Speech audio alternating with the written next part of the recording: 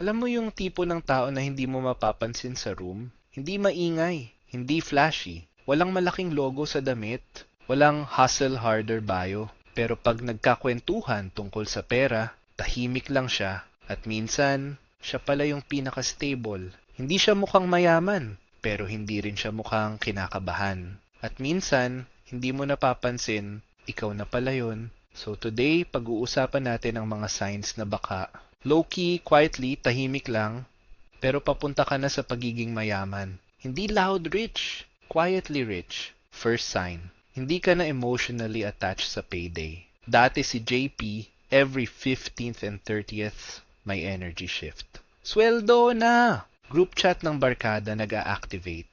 G. Pobla. G. Samgyup.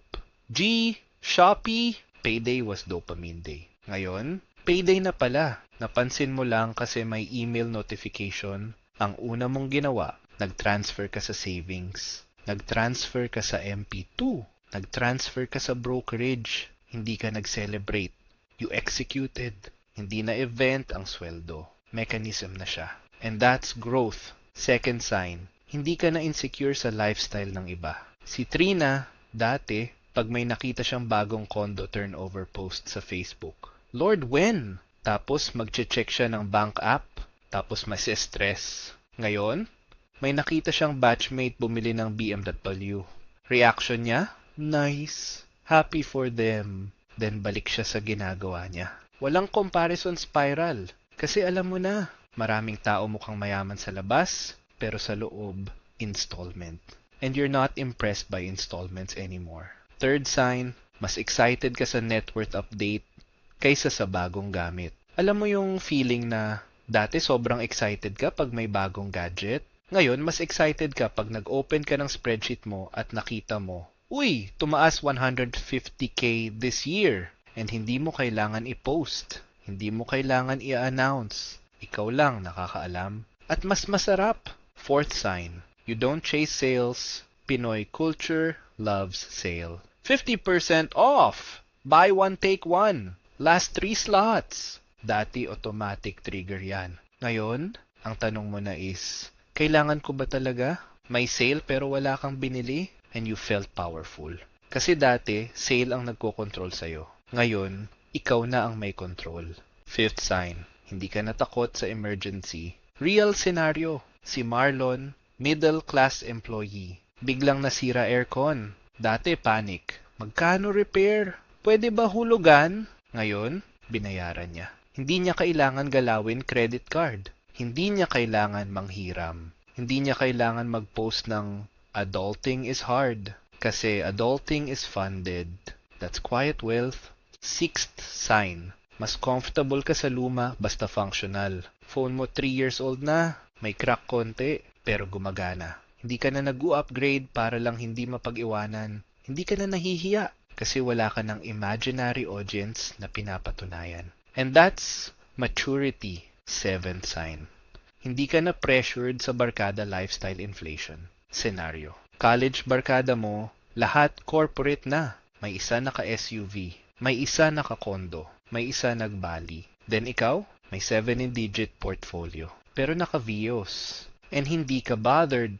Kasi alam mo, wealth is not what people see. Wealth is what you don't show. Eighth sign, mas pinipili mo ang peace kaysa flex. May option ka bumili ng mas malaking bahay. Pero ibig sabihin, mas malaking amortization. Mas malaking stress. Pinili mo mas maliit pero fully paid. Pinili mo less stress. That's rich behavior. Ninth sign, hindi ka na natatakot mawalan ng trabaho. Hindi dahil confident ka sa company mo, kundi dahil may cushion ka. May pang 6 months ka, may side hustle ka, may investments ka. Layoff becomes inconvenience. Not catastrophe. That's power. Tenth sign, hindi ka na nagpapautang para lang hindi matawag na madamot. Real talk. Filipino guilt culture is strong. Grabe ka naman, may pera ka naman, pero natuto ka na. Hindi lahat ng may pera, obligadong maging ATM. Hindi ka nagiging masamang tao pag marunong ka mag-boundary.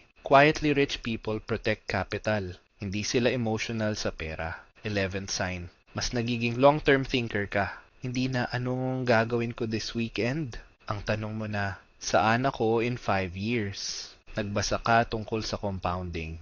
Nagbasa ka tungkol sa asset allocation. Hindi exciting, pero effective. 12th sign. You don't need validation purchases. Alam mo yung concept ng revenge spending? Pag na-stress ka, bili. Pag napahiya ka, bili. Pag nalungkot ka, bili. Ngayon, pag nalungkot ka, tulog. Growth. 13th sign. You don't feel small around people with money. Dati, pag may nakilala kang mayaman, medyo intimidated ka. Ngayon, chill. Kasi alam mo, hindi mo kailangan magyabang. And you're building your own thing. 14th sign, mas gusto mo low maintenance life. Hindi ka na naghahanap ng high maintenance status. Less drama, less utang, less impressing, more freedom. 15th sign. You don't talk about money to impress. You talk about money to understand. Big difference. At dito nag-iiba ang narrative. Kasi ang pagiging quietly rich, hindi ito overnight. Hindi ito lottery. Hindi ito viral moment. It's slow discipline. And most people quit before it becomes visible. But you didn't. And that's why, low-key, papunta ka na doon. Alam mo kung kailan talaga nagsisimula ang quiet wealth? Hindi sa unang 100K, hindi sa unang milyon. Nagsisimula siya sa pagbabago ng mindset. Kasi may mga tao na may pera, pero walang peace. At may mga tao na hindi pa milyonaryo, pero sobrang composed. At kung napapansin mong nag-iiba ka na, baka isa ka na doon. Sign number 16. Hindi ka na impressed sa fast money. May friend ka na biglang nag-crypto all-in. May friend ka na nag-MLM. May friend ka na pre-selling investment daw. Dati medyo na-FOMO ka. Ngayon, ang tanong mo na, sustainable ba? Hindi ka na naghahabol sa mabilis. Mas interesado ka sa consistent. Alam mo na ang tunay na yaman. Boring? Hindi siya viral. Hindi siya exciting.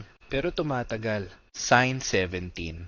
Mas tahimik ka pag may malaking win ka. Real scenario. Si Nico naka-close ng malaking bonus sa company nila. 6 digits. Dati automatic post yan. Hard work pays off. Ngayon, walang post. Walang announcement. Inilipat niya agad sa investment. Walang nakakaalam. And that's the point.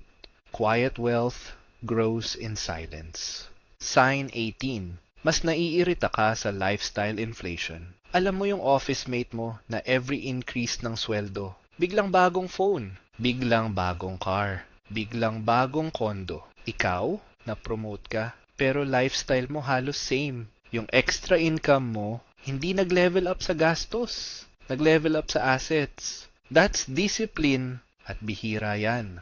Sign 19. Hindi ka na pressured sumabay sa milestone culture. Engagement season, wedding season, baby season. May timeline ng social media. At dati, medyo kinakabahan ka. Late na ba ako? Behind ba ako? Ngayon, chill ka. Kasi alam mo hindi race ang buhay. At mas importante sa'yo ang financial readiness kaysa aesthetic timeline. Sign 20. You feel rich even if you don't look rich. Ito yung dangerous level. Kasi pag umabot ka dito, hindi ka na madaling ma-manipulate ng marketing. Hindi ka na nadadala ng limited edition. Hindi ka na nadadala ng exclusive access. Kasi secure ka. And secure people don't overspend. Sign 21. Mas nagiging allergic ka sa utang na hindi asset-backed. Dati credit card swipe lang. Future problem na yan. Ngayon, pag may installment offer, ang unang tanong mo, may ROI ba to? Pag wala, pass. Hindi dahil wala kang capacity, kundi dahil may clarity ka. Sign 22. Mas gusto mo small circle kaysa malaking crowd.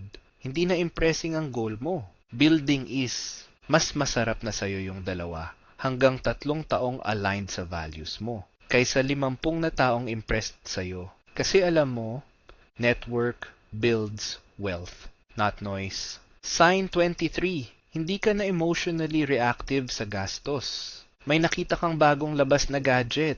Dati, bili. Ngayon, pag-isipan ko. And most of the time, after 48 hours, wala na yung urge. That pause, that's financial maturity. Sign 24. Mas comfortable ka maghintay. Compounding takes time. Property appreciation takes time. Career growth takes time. Hindi ka na impatient kasi naiintindihan mo na ang exponential curve. Hindi agad steep sa simula. Slow sa una. Explosive sa huli. And you're patient enough to reach the curve. Sign 25. Hindi ka na nagva-validate ng self-worth through brands. May mga tao pag walang logo ang damit, parang kulang. Ikaw, mas concerned ka sa fabric quality kaysa sa logo size. Mas concerned ka sa return rate kaysa sa brand name. Brand insecurity fades when net worth clarity grows. Sign 26. Mas bihira ka na ma-stress tungkol sa maliit na gastos.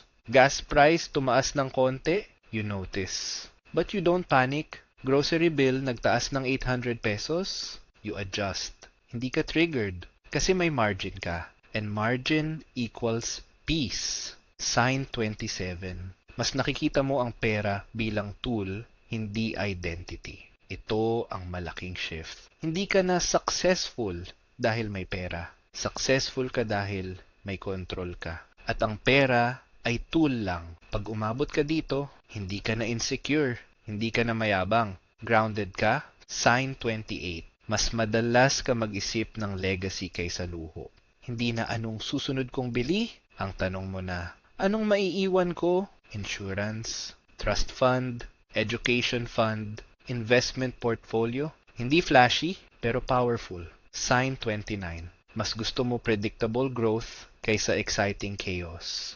May mga taong gustong roller coaster ang investments. Ikaw, mas gusto mo escalator, hindi dramatic, pero paakyat consistently. Sign 30. Hindi ka na intimidated sa mas mayaman sa'yo. Instead, curious ka. How did you build that? Hindi ka threatened. You're learning. At yan ang sign ng future wealth. At dito natin tatapusin. Becoming quietly rich is not about hiding money. It's about building so solid na hindi mo kailangan ipakita.